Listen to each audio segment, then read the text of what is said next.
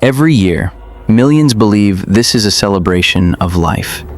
But long before flowers, sugar skulls, and parades, families in ancient Mexico whispered a different truth, that on certain nights, the dead did not simply return, they crossed. And not all of them were invited. Dia de los Muertos, the Day of the Dead, originated in what is now Mexico, centuries before Spanish colonization. Its roots lie in pre-Hispanic civilizations such as the Mexica, Aztec, Purépecha, and Totonac peoples. To them, death was not an end, but a passage. The dead were believed to journey to Mictlan, the underworld, a realm ruled by powerful death deities. This was not a joyful holiday. It was a necessary ritual.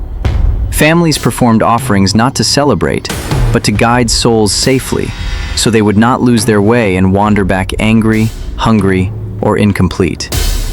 In its original form, Dia de los Muertos was deeply ritualistic and unsettling. The dead were feared as much as they were honored. Ancient beliefs held that souls traveled for 4 years through 9 brutal levels of the underworld, facing rivers of obsidian, bone-crushing mountains, and winds made of knives. Offerings, food, water, incense, were not symbolic. They were practical tools meant to calm spirits exhausted by their journey. It was believed that if a soul returned without guidance, it could bring sickness, madness, or death with it.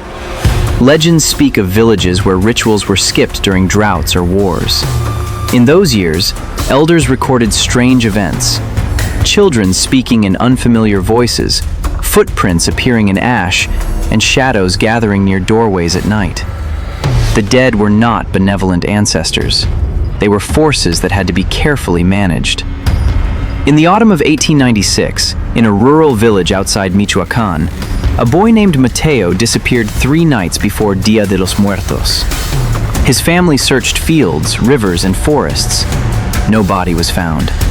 On the night of November 1st, his mother insisted on preparing an ofrenda anyway. She placed his favorite bread, a clay cup of water, and a small wooden toy on the altar. At midnight, the candles flickered violently, though there was no wind. Mateo's younger sister later claimed she heard footsteps near the kitchen. Slow, bare. When she looked through the doorway, she saw a shape standing beside the altar. Too tall, too thin. It smelled of wet earth. The family priest was called the next morning. He dismissed it as grief. But the following night, neighbors reported a child's voice calling from the cemetery. One man followed the sound and found fresh footprints leading away from an empty grave.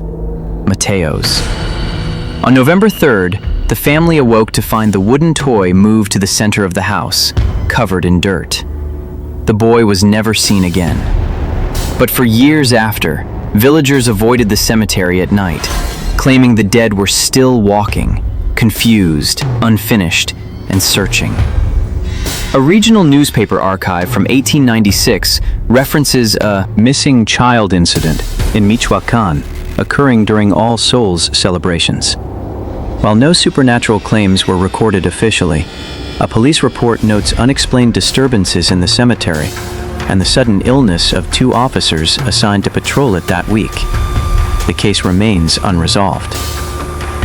According to oral tradition, the village elders later performed an emergency closing ritual, burning copal and sealing the cemetery gates with salt and obsidian.